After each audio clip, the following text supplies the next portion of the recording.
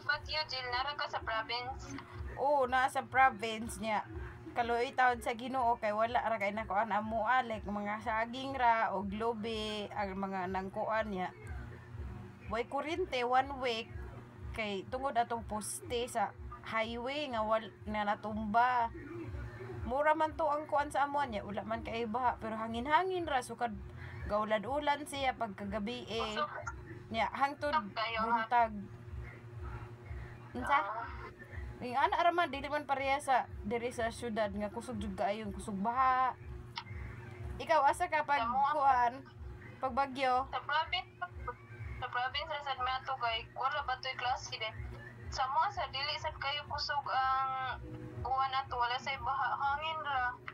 Pero wala yung mga daghang kahoy ang natumba sa amoa, ulubi, mga saging lang. Pero kusog siyang hangin, dili. Pero dili, pareha sa udit. Pag udit, kay kuan man to, grabe to kakusog. Pero katong tino, kay hinay naman, dili siya kayo, daghang damage nga to sa amoa. Sa amoa po, gamay ra kaayo. Naladayon. Amoa kay mga 1 week gid